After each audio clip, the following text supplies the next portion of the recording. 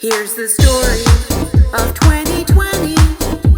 It was a year for us to live in sync. So many things that need our understanding. It's time for us to think. It's the story of fellow humans who were busy with lives of their own. But they thought of bringing us together, and we can watch from home.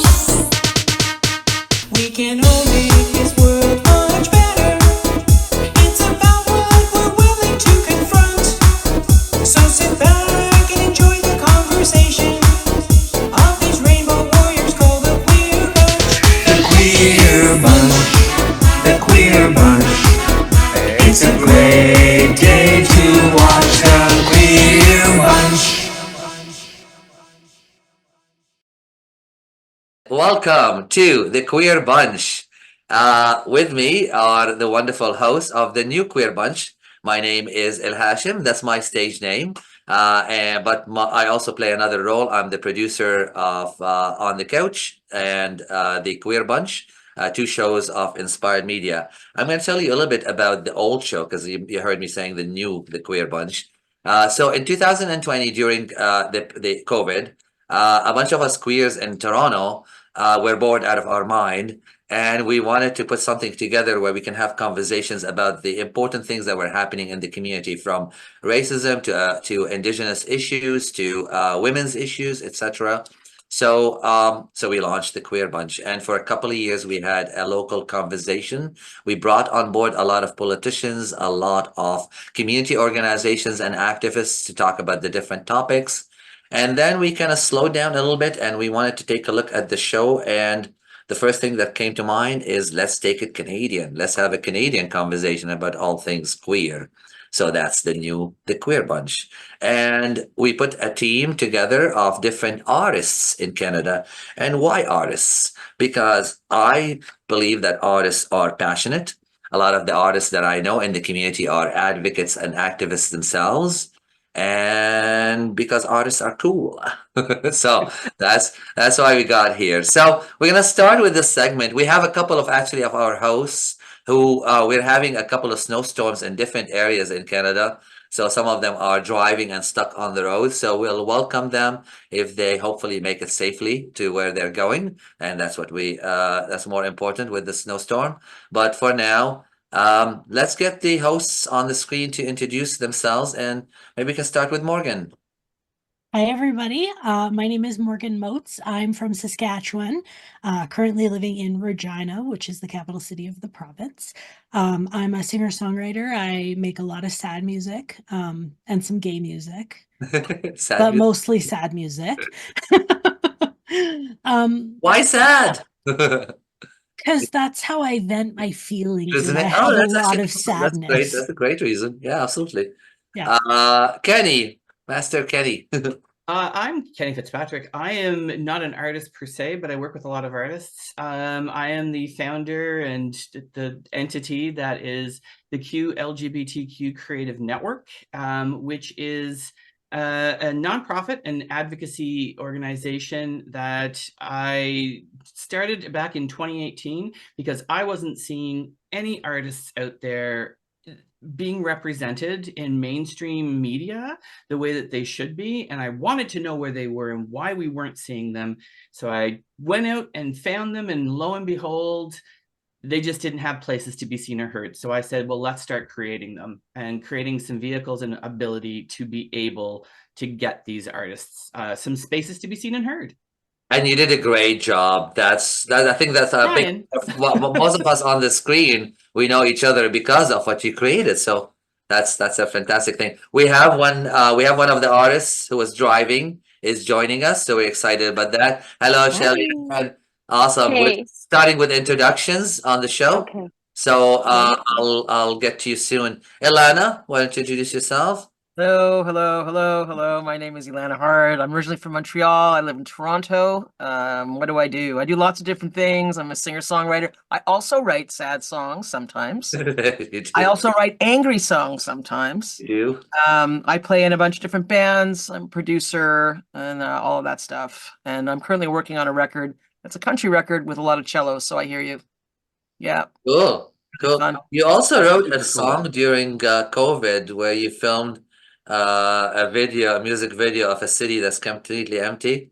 Yeah, That was haunting. What's the name you of the know, song? so the song was called All the Love in the World, and the neat thing is that I had footage sent to me from all over the world of empty spaces that are usually full, from Paris to Amsterdam to Germany Cool. to Quebec to Vancouver. People really, really, I think it resonated with them because one, it gave them something to do, but also it allowed them to have an input and a voice when everybody was so isolated. So that's what the song, and it was the first time I had to do all the things myself. Good So I job. couldn't just call in people to do it. So I learned to play a little better piano and do some other things, and it was good. It was really cathartic for me. COVID taught us new talents. And now we come to Black Casper. Hi. So Hey. yeah, my name is Black Casper, or my stage name, and I'm a multidisciplinary hip hop artist. That's how I like to describe myself. So I make music which is not just hip hop, but I like to think that I operate in like a hip hop like framework, so everything that I do, I like to give back to the community and stuff. So yeah, I make music. I'm also a playwright, an actor. I make everything myself too, more ever since before COVID, more because I didn't have the resources to hire people. So I'm like a Swiss Army knife, but I'm not Swiss, basically. Yeah. Morgan, somehow you became the new host. Oh, that's exciting. Shelly-Ann, how about you introduce yourself now? Let me get off mute here. Hello, everyone. I'm Shelly-Ann Skinner. Pronouns are they, she. I am a multidisciplinary artist among many different things. I think first and foremost, I'm an activist. But that kind of plays into all aspects of my life, including my art. A lot of the art that I do is more performing arts, where I might get paid for. But in general, the work that I'm really inspired is working with other artists and uplifting other artists. And that's really what my organization, Uplift Black, is all about. It's working with artists and creatives to give them a platform to share their stories. As a Black queer woman, I'm very proud of my ancestry and my identity. I have been in this whole journey of finding and discovering self. And the truth is, Black and Indigenous people, storytelling and art really is how we shared our history. And so I think it's really important that we continue to share, our experiences through art. And that's really what I try to do in any aspect. But I'm always dabbling in a little something. But where my passion is really in performing arts, dancing, singing, acting, bit of theater, things like that. Nice to meet everyone. Nice to meet you. And I have to say, I'm slightly obsessed with your shirt right now. Thank you. It's so cool. Thank you. It's like it's like one of those thrift store finds that you're like, okay. I love it. I love it. Everyone, I don't know if you noticed, my devices decided to restart itself, so I am back, everyone. And thank you, Shelly-Ann. I heard the intro as you were. All right. Well, we do have one more host that is hopefully will join us at some point. If not, Brooklyn. What's Brooklyn's last name again, Kenny? Brooklyn Doran. Doran will be on the show hopefully when she arrives safely at her destination. So with that, why don't we take a quick break and we will come back shortly. And usually we're going to try to start looking at more serious topics in the community as we progress into the future episodes. But for this show, we thought maybe a chance to get to know us as queer people. So we're going to take a little break and come back to do that. Don't go anywhere.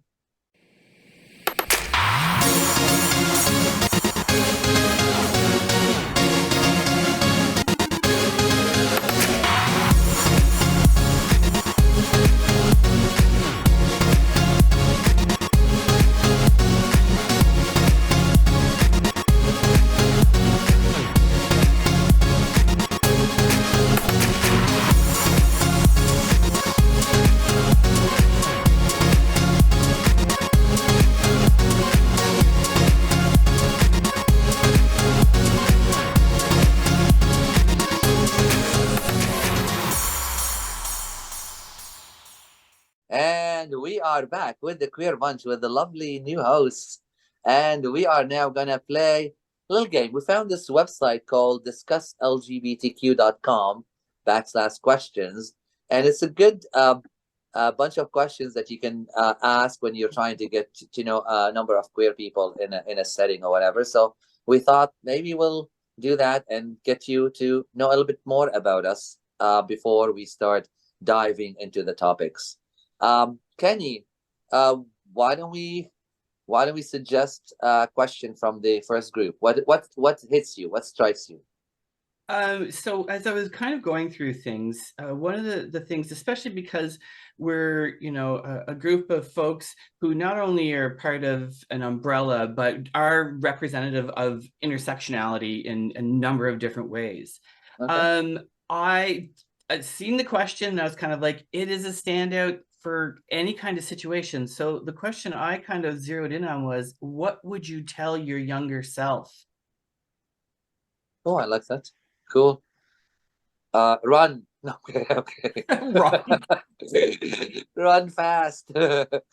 Well, jump in. What would you tell Black Casper? What would you tell your It's your funny because younger I self? actually put a post on Instagram like a week ago, on my Okay. birthday. Like I wrote something for my 12-year-old self. I Oh my can God, read cool. it if you want. Yeah, yeah, yeah. Um, That's a good way. Yeah. and I posted a picture. Look, I was so cute. Wasn't that really Oh my cute? God, look at you. Yeah. Love the hair.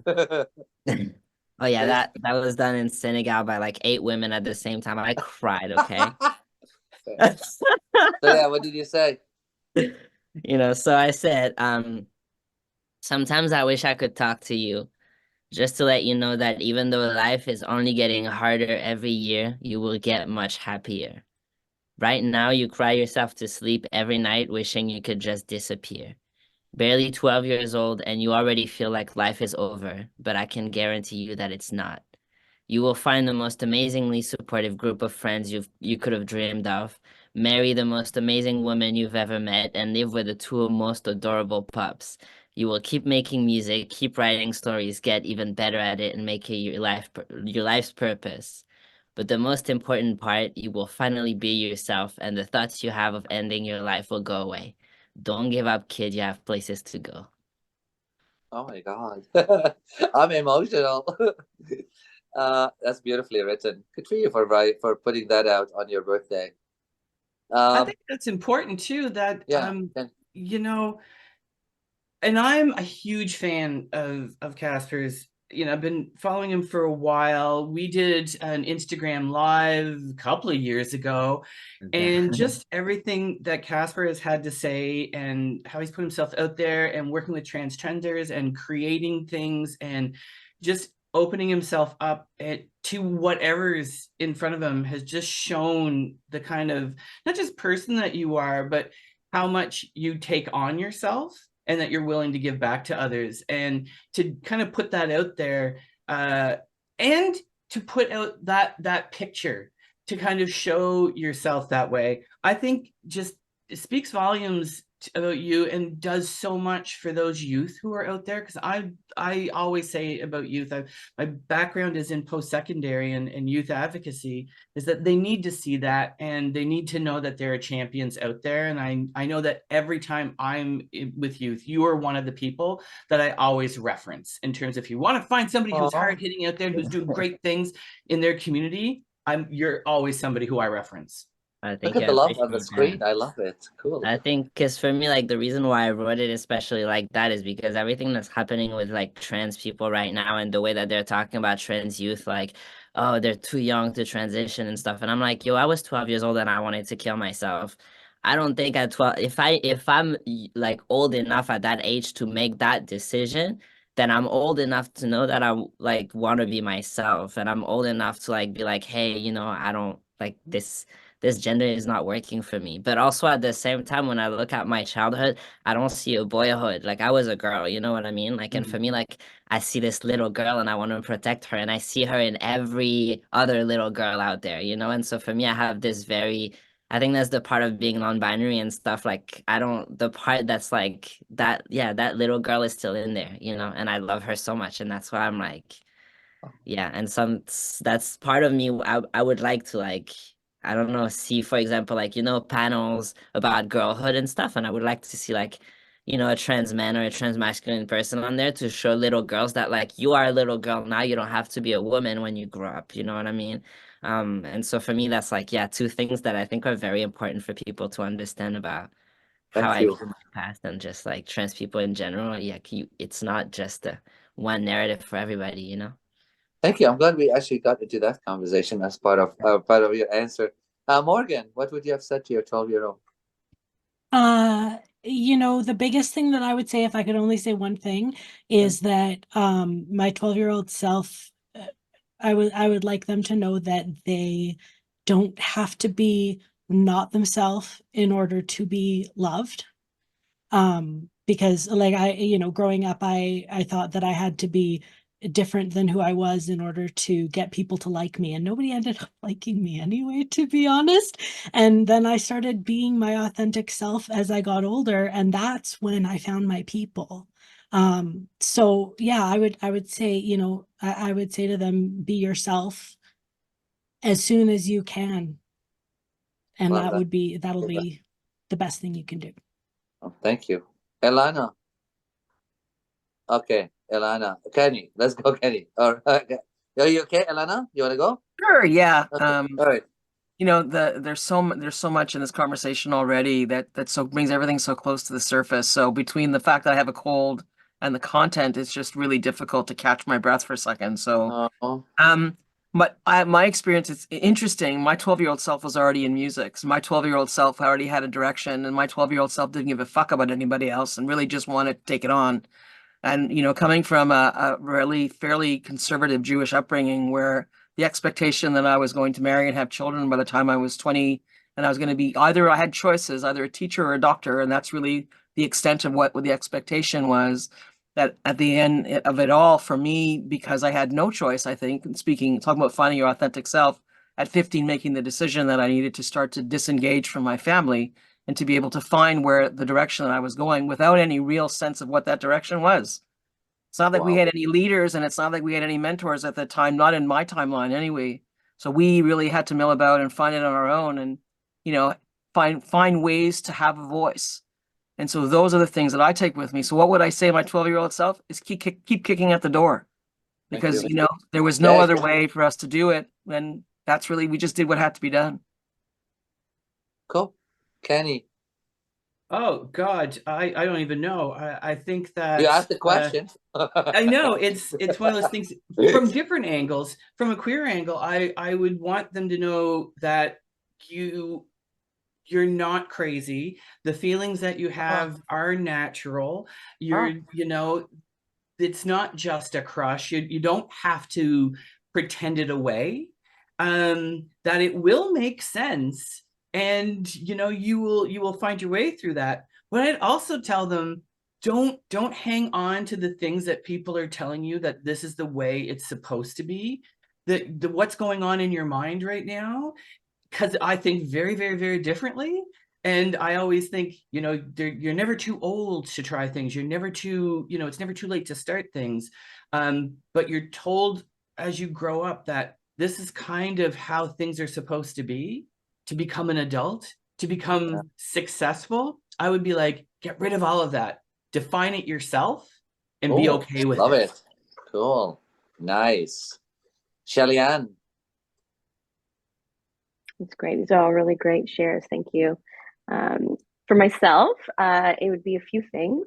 One, that your anger is warranted. So really giving myself permission to own my sacred rage because I didn't truly understand, that I just felt like so bottled up of so many of the things, and I wanted to share and I wanted to speak about the things I was seeing and experiencing, but also what was happening internally and how unfair it was. And so I would, but I really would want to let her know that that it's okay to feel this way, right? That there's some really shitty things happening around you and in your life, and that is necessary. And there are things and people who have had similar experiences, and there's community for you, right? And so I think that would be my first thing. The next would be you're not slutty, you're just gay. I love it. Like I just Yeah, more power. that's just honest. Like it's just honest. Like I was so Own it. confused. Exactly. I was so confused.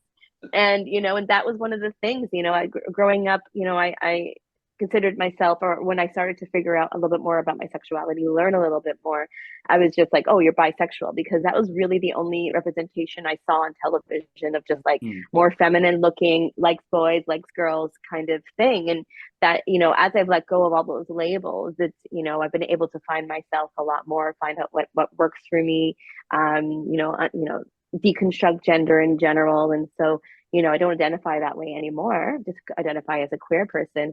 But, it was really confusing growing up. And the messages I heard consistently, especially from cis straight men, was I was slutty. Or would want to use me for the fact that I liked women. And so I would just, so I kind of internalized all that a lot. I mean, I also went to Catholic school, grew up in a Christian and Muslim home. And so I also, internalized all of, those things. But yeah, when I look back now, it was just super normal.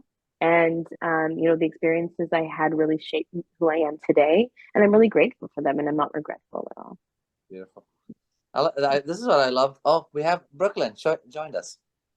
All right, we'll let Brooklyn join in and get settled in. But this is I was saying. Well, this is what I love about this show is I host other shows, but this is where I can dive deeper into the emotions of things and what have you. So I would say for me, similar to Ilana and Shelly-Ann, I was born in Kuwait, in a Muslim country, to Catholic parents and Arabic. So I spent my teen years terrified, living in horror, basically, of what's gonna happen. And I would say to my 12-year-old self, don't be so scared. It gets better, all that. I mean, maybe not for everybody, and this is why I'm hesitant to completely say that. But I was surprised. My family surprised me when we came to Canada, and after I came out, and I ended up with one of the most beautiful lives. I got very involved in the community, which was the reason I always say that everything that I do is kind of a love letter to the community, because that feeling of being terrified, once I found a safe place in the community, that feeling was like so out the door, and I just flourished, if that's the word. Yeah. So I Brooklyn, we have our last host just joined us. A bunch of people were driving, so why don't we get you to? We're doing those questions, but why don't we stop and just let you say hi to everyone? Hi, everyone. Hey, and also we started the show and segment just a little introduction to ourselves. So just tell them a bit more about you as an artist, and then we'll dive back into the questions. She's Okay, awesome. sounds great. My name is Brooklyn Doran. I use the pronouns she, her. Right now, I am sitting in the lobby of Universal Music, which is very cool for me. I'm wearing glasses. I have a plaid shirt on, and I am originally from Northwestern Ontario. I am a queer singer-songwriter, and I'm really excited to be here. Beautiful. Welcome to being part of our host panel for the new Queer Bunch. Yay! All right. So we actually, you know what? Should let Brooklyn answer the same question. So we just dived into one of the questions was, what would you tell your 12-year-old self?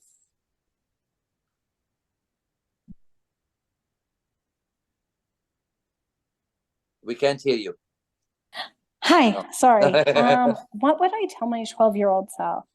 I think I would tell my 12-year-old self that there's so much more out in the world that I have yet to know or experience because I haven't been exposed to it yet. And that there's a lot of beautiful experiences and people and ways of identifying and ways of being that exist outside of my small community. That's a beautiful statement. Well, you know what? There was a thread throughout the whole answers to the question. I think we now this is the commonality that I love in our experience as queer people. Um, we all have experienced difficulties in our youth, and then we go on to create and do for the world, and I find that very inspiring. Let's get Morgan to throw at us another question. What is striking you on that website? What is speaking to you? From all the categories, or are we still doing warm-up questions? No, go crazy. Any Okay. category. Because I think the one that I most thought was good to talk about, let me find it again. I'm probably gonna choose a couple of more questions. Yeah. It was the that. one about labeling. Oh, How important do you think it is for LGBTQIAP plus people to be able to label themselves? ooh, And heavy. I can tell you Okay. my answer right away if you want. I'm gonna throw this onto to Casper. Okay, cool. Oh my God. I think I think it's very important to be able to label people in the LGBT community because it's important to be able to talk about the different experiences and the different realities of people, which are impacted by, not just gender and sexuality, but also intersectionality, right? So, for example, for me, as an Afro-descendant trans migrant and with autism, I feel like every part of that like defines my relation to the world, my relationship to the world. And I cannot separate those identities and I cannot separate those labels, but also like if I were to like ignore the labels or not put words onto like those identities, it would be very hard for me to talk about the different difficulties that I face, right? You can't talk about racism if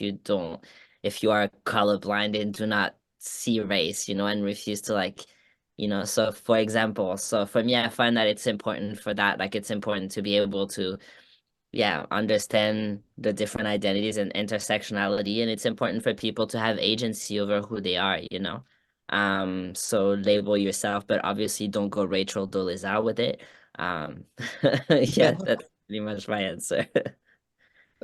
Elana, thoughts? It's a really good question. I like this question and I like this panel and I like what we're doing. Do I think it's really important? I think as an individual choice, it's something that you should have the choice to do. Whatever way you define yourself at any given time in your life, whatever it is that, has meaning for you.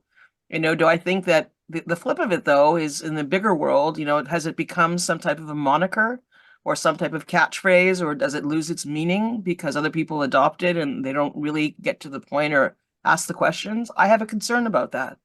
Okay. But that's really, and I don't know. I just think we've come such a long way and we have a long way to go. And both of those things I find intriguing and I find it interesting.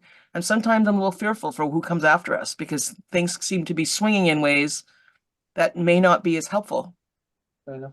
Fair enough.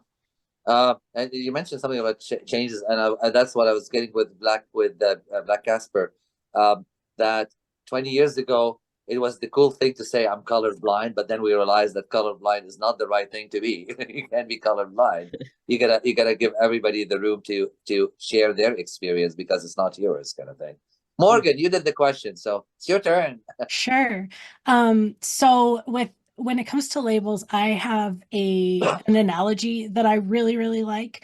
For me, people and labels is cats and boxes. If you try to put a cat in a box, you're going to have a bad time.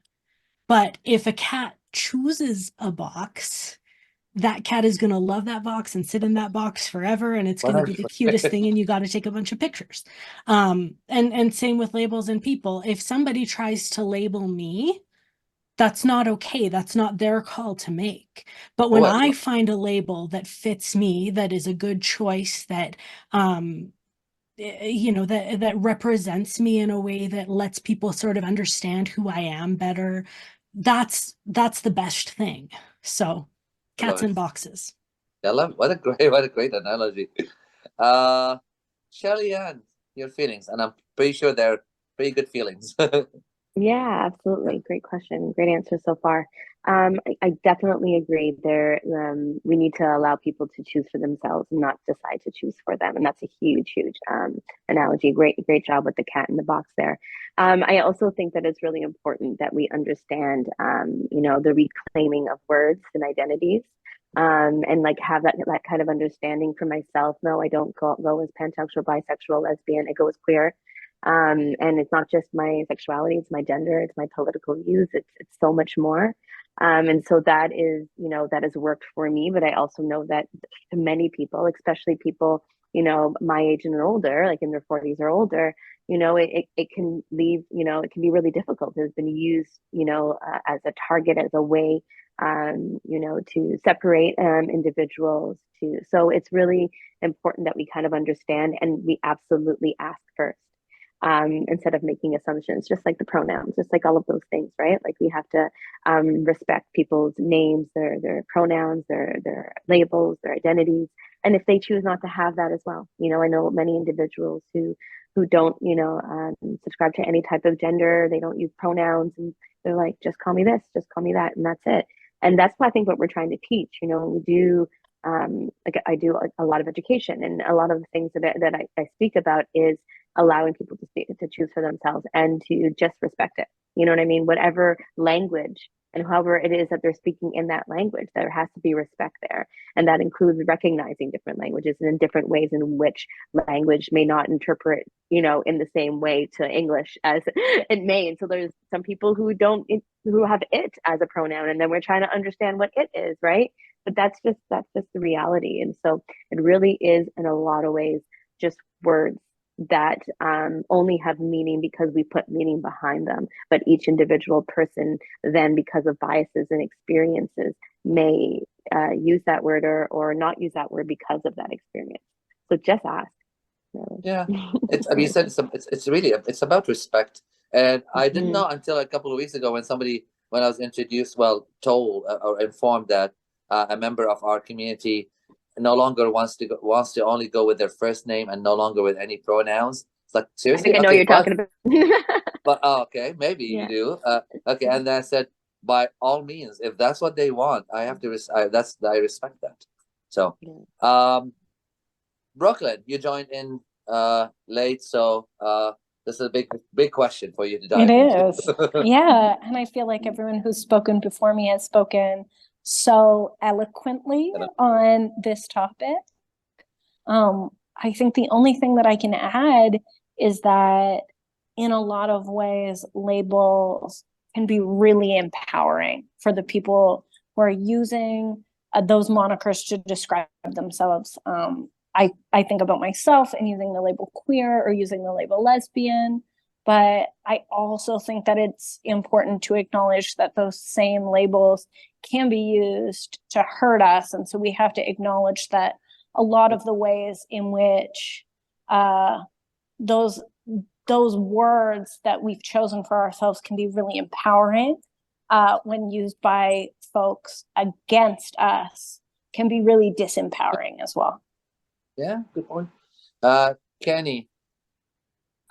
So all of that, everything that everyone has said, and what I would say too is that, and I think what people need to understand outside of this conversation is that it's okay when people need to switch, when they need to change it up, because things may happen in their lives, because there may be new experiences and they may have come into contact with something that has changed their feelings on things or has opened it up some, and not to, to box them in to, because they've labeled themselves one way at one point doesn't mean that they're not going to, become a different, version of themselves. And that is okay.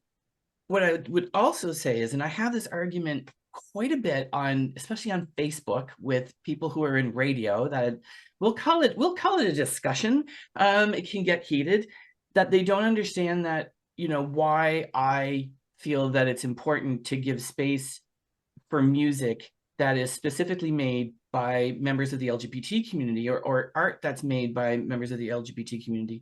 And it's because not necessarily that the artist wants to hang their name on a label, but that there's others out there looking to hear their experiences and their stories and reflected in that art. And it's super important to, especially to youth, to be able to see someone, to see a Shelly-Ann, to see a Brooklyn, to see a Morgan, you know, a Casper, an Alana, to be able to see them say, this is who I am and I'm okay with it. And this is I am making good music. It's not necessarily about the fact, because you can't say it's queer music, it's just music, but it happens to come from a background of someone who's encountering so many different things about themselves.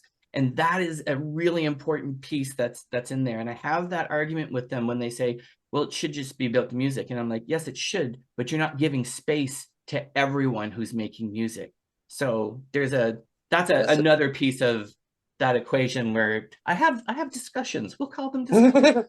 Yeah, the music could be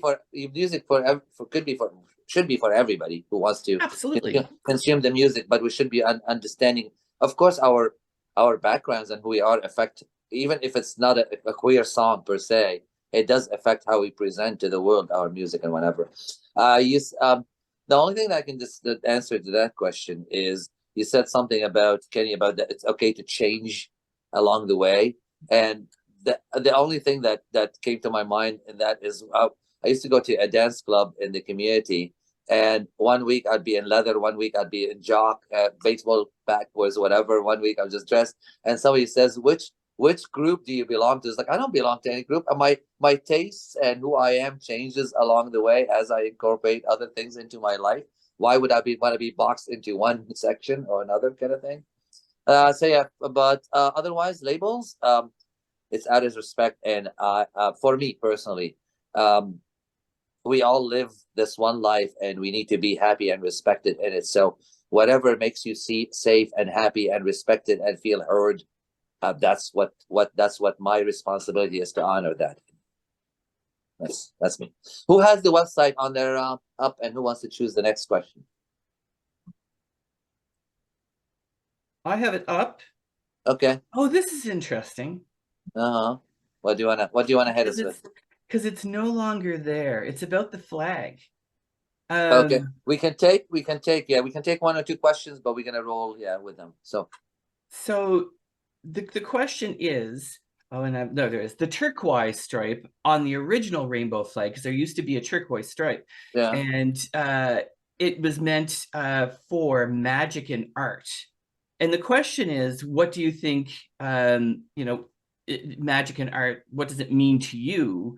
But I think also on that is the flag has gone through so many changes, right? And we keep adding to it or whatnot. And there is a big conversation that happens, and I think generationally sometimes, because, folks my age and older, I'm in my 50s, so I'll just say that. Sometimes there's a little bit of resistance there. And then, with younger people, right, adding, and making it more inclusive as possible.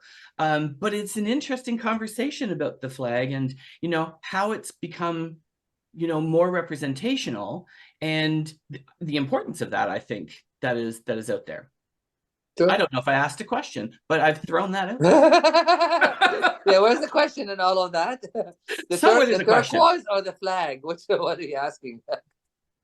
But I think that magic and art piece, and I mean, if you go back to the original, the original flag and what the colors all meant, right? They all had different things behind them when it was created. But I guess, what's the magic and art piece to it? Does it relate to us still? And are we still, are we being, I guess, inclusive? Is there a point where we stop? Or how do we keep evolving it to make sure that how many layers are you asking? Brooklyn, you go first. You're always getting to do the last. Absolutely. So I think that it's really important to be inclusive. I love the new inclusivity flag that features the triangle with all of the new colors added to it. I think that it's important for us to acknowledge all of the different levels of which LGBTQ plus folks can have privilege or lack privilege within the umbrella of queerness. And I think acknowledging things like race, disability, all of those things together can help us create a more inclusive community for which everyone can thrive. And I think that is magic. Oh, I like that. I like that ending. I'm gonna jump in for a second just because it's on my mind. I know the argument is the original rainbow is inclusive of everybody. Sure, it is. It's just a bunch of colors, and there had reasons for them. But why the resisting having changes that makes people feel more represented and more included in everything? I just don't understand that. Sure, the rainbow color will always be historical, but we live in a different times where it's very, very more important than ever for everybody to feel represented and heard and included. Shelly-Ann, Yeah, I you can agree with jump you. in, by the way. You don't have to wait for me. I'm not the referee here. That's all right. Yeah, I totally agree with you. I think it's important. I feel like sometimes it's crazy that those of us in this community can be so rigid, right? They're just like, oh, we can't change that flag. The That's the way old it's always guard. been. The And you're old just like, guard. I mean, isn't that this whole movement of allowing us to grow and expand and change and develop? Like, if we're not gonna do that, then why are we fighting? Like, why are we here? Why Oh my are God, I we love that. expecting? Yeah. Yeah, why are we expecting inclusion when we're being exclusive, when we're not recognizing the changes and not listening to our youth, right? Like, Yeah. they are allowed their opportunity to share from those experiences, but not just the youth. I mean, we're hearing from many of those within the intersection communities, the LGBT community, that are saying, no, like that flag was supposed to represent me, but it has not. Right. And especially when, corporate pride jumped in, and it really didn't represent. And so there needed to be a shock. There needed to be a change. There needed to be a symbol. And any activist movement understands the importance of symbols, right? And knows that those symbols change depending on the movement, on the subject matter, on what's happening socially. And so, yeah, I think I'm expecting the flag to change, and I'm excited about what we're going to come up with. When he talks about magic and art, I mean, I really go back to the ways in which art can make you feel, can help activate you, can literally change your being. Like listening to music at a certain BPM can literally help you focus more. Like, it is art. It is magic, is what I meant to say, right? Like, there are so many things that you could do. It's healing. We talk about music therapy. Like, you can use art to literally heal yourself in the world. And so if that's not magic, I don't know what is. Oh, I love it. Okay, one of you jumps in. Yeah. I'm not gonna ever referee this. Who wants to jump in with that topic? You've got Ilana, Black Casper, Kenny, and Morgan we haven't heard from. Yeah. So I 100% agree. Music and all art really is magic, 100%. I on the topic of the flag and changes though, I actually really like one thing that our local pride does every year that they started doing a few years ago. We've got the longest bridge over the shortest span of water is in Regina, and there's flag poles all along the bridge. And usually it's like one flag that repeats the entire way. But during Pride, they put up different flags on every single flagpole of that bridge, because there's flags for so many different identities. And I'm sure there are identities that are missed because there's only so many flagpoles. But I love the fact that we can include people on their own terms by being like, oh yes, this is, the flag that's specifically for gay men, and this is the flag that's for demisexual people, and this is the flag for whomever.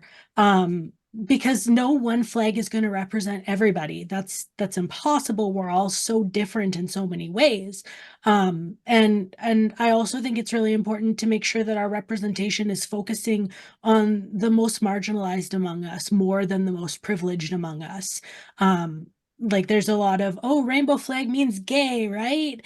And like I hear from a lot of people in our community that maybe they're like cis white gay men that are like not always gonna pay attention to stuff that doesn't affect them. And I'm like, okay, so maybe we shouldn't be putting you in the spotlight all the time. Maybe sometimes it could be, Take the you back know, seat. in the back seat. Exactly. Maybe Yeah. sometimes we could be listening to someone who's like trans woman of color with Right. disabilities who, you know, has gone through all this stuff and we don't hear about it all the time. That's all right. Yeah. Yeah. Elana, I went back to referee. No, it's I'm gonna divulge something here. So I'm so old that I remember when we didn't have a flag. Okay, yeah, fair And enough. I'm old Me enough too. to remember when we had to protest in the street to be able to have any rights at all. And I remember when we were afraid to go to a club because we get the shit kicked out of us. And I remember all of those things. And so, you know, the flag being inclusive is a given. And the fact that there shouldn't be any, you know, there shouldn't be any division within our community. We've worked so hard to try to find ourselves as a group. And then, you know, we're talking about magic and art, and I immediately go to community. There's magic in those conversations and in how people feel when they feel that they belong. And so we need to have whatever symbolism, if we could find, really, I think needs to continue to be inclusive, but also needs to have that message. Yeah. You know, it's not Yeah. us, them, or us, me and you, or whatever. And it's not about whether I like the color or I like the symbol. It's about how we all can gravitate towards it and work as a community, because that's really where it's at. At the end of the day, that is the magic. Amen. Cool. Well, there's two of you I haven't heard from. I asked the question, so I'll let Casper Okay, go. let's go. Casper. So Friendly okay, ghost. so first of all, I think that art is queer, but I also think, you know, as like a descendant of African slaves, for me, I think that art is life. You know, I Wow. think that art is more, especially, I mean, I'm music, but every art, right? I think when you think about like how our ancestors survived, they survived thanks to music, right? They were writing songs that had codes in them to like help them escape slavery, basically. And it's not just that, it's like I believe that if there was no music and if there was no art, I would not be alive today because they would not have made it, right? I think that's like something it's so spiritual. And for me, like I see my art and like my gender as kind of being like the same like spiritual thing, like, you know, thinking as like being non-binary. Sorry, I forgot I froze for a second. No, But yeah, we get you. okay, yeah. So yeah, for me, like being non-binary and being an artist is the same, because I think about like the fact that like colonization came in and tried to take some of these away from us, tried to take the music away from us and give it to some other people. You know, like I'm thinking about every genre of music, every genre of popular music was created by Black people, for example, you know. But how like queer people also pioneered a lot of music genres, and now they're just like a footnote in Beyonce's album, you know. I think that like music art it's queerness. It is queerness. Even the cis straight people who are making art, when you're making art, you're touching something in yourself that's like more Your than just queer the place, norms of yeah. society, right? So for me, that's how I see this. And when it comes to the flag, well, I'm not personally a big fan of flags because I think that flags have been very hurtful throughout history. Okay. Nice. Symbols, yes, but flags in particular, I'm not a big fan. But there's one thing that I will say, that flag is not for me. It is for me, like, but it's not for me. It's for when I'm a big football, like soccer, okay, but I call it football because I'm a reasonable person. So I'm a big football fan.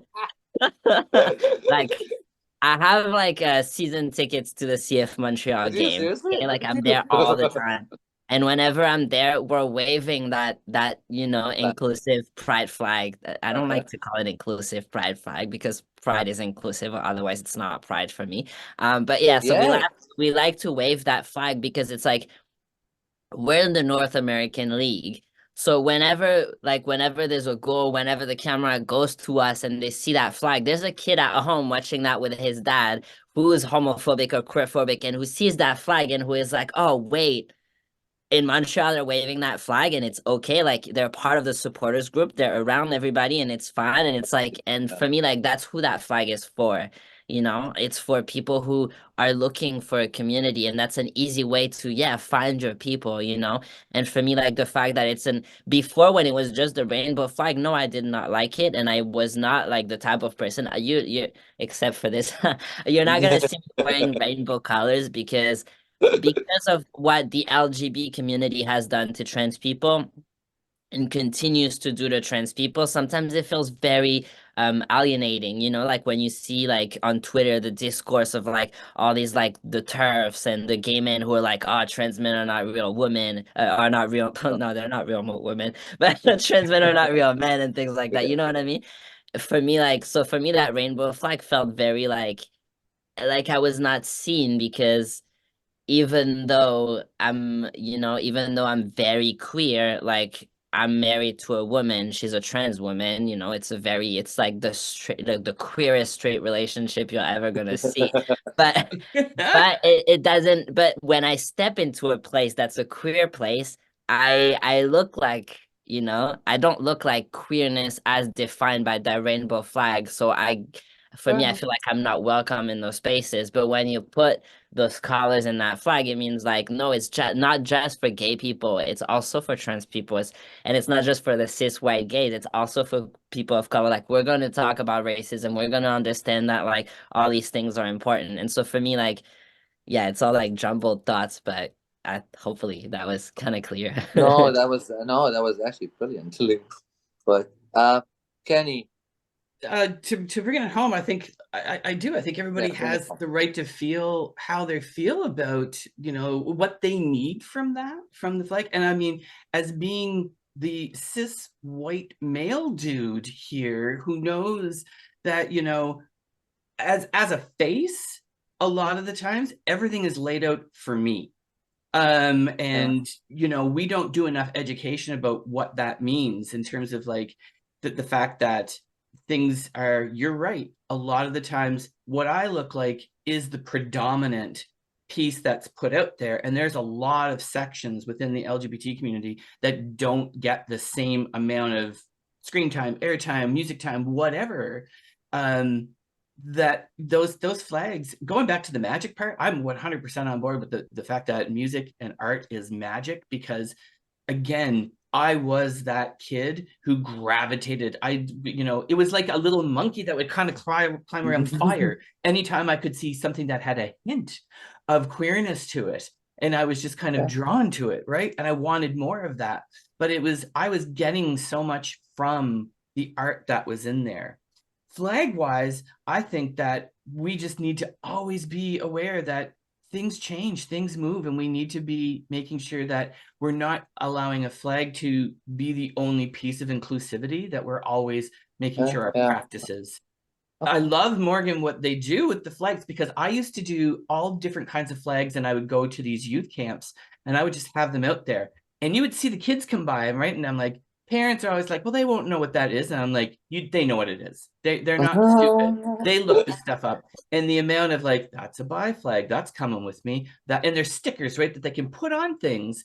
And if they want to, they can have it, or just have it to say that I have something like that coming from a little rural area.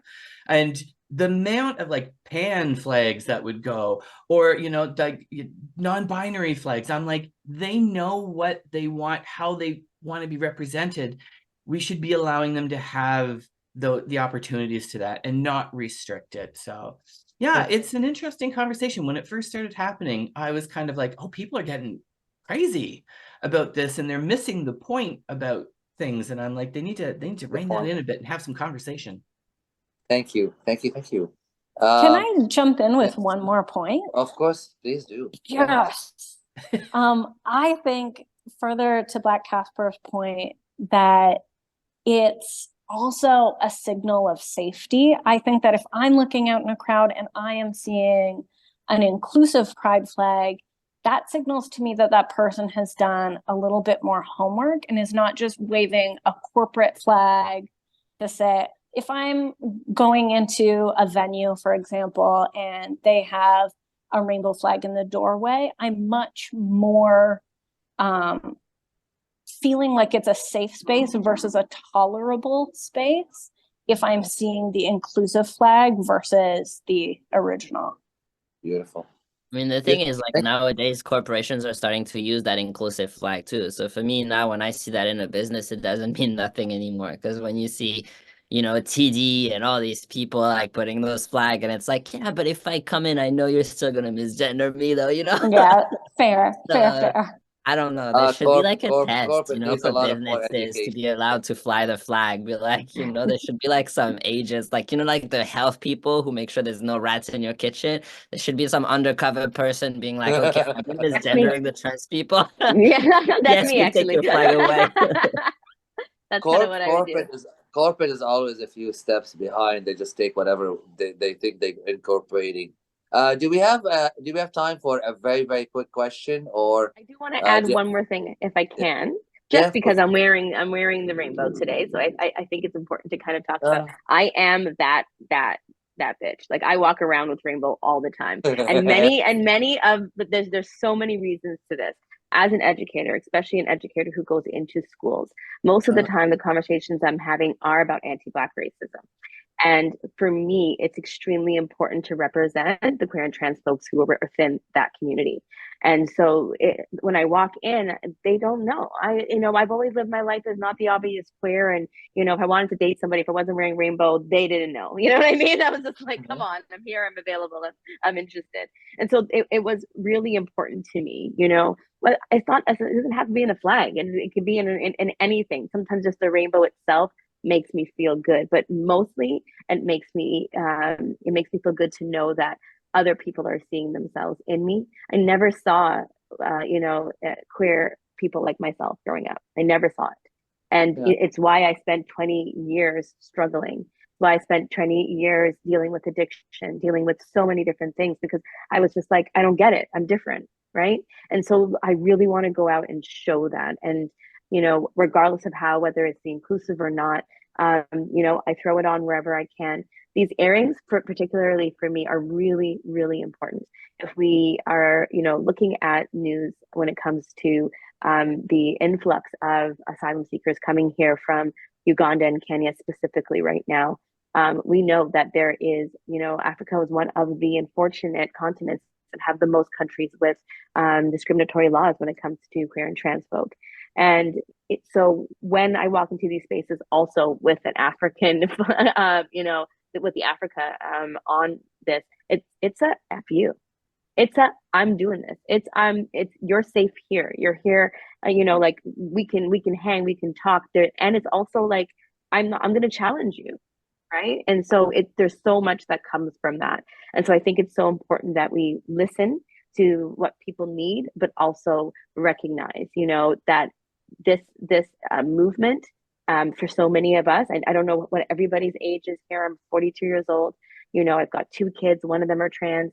It's so important that that representation is out there, and that if I have to show up and throw up rainbow in order for somebody to feel safe, seen, and not kill themselves, then I'm going to do it in any way, in any means necessary. Thank you. We have to wrap this segment, everyone. I was going to just find a quick question. Maybe, what's your favorite color?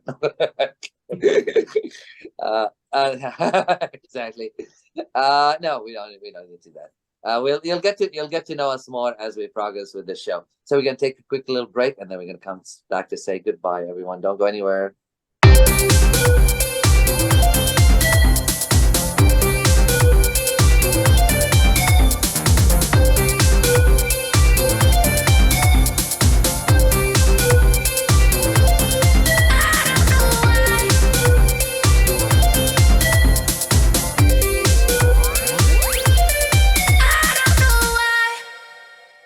Welcome back to the last segment, everyone. We're just going to say a quick goodbye. But I don't know about you, but I got to learn more than I expected to learn on the first episode. of my co-host. That was a more serious conversation than I expected, but I loved it.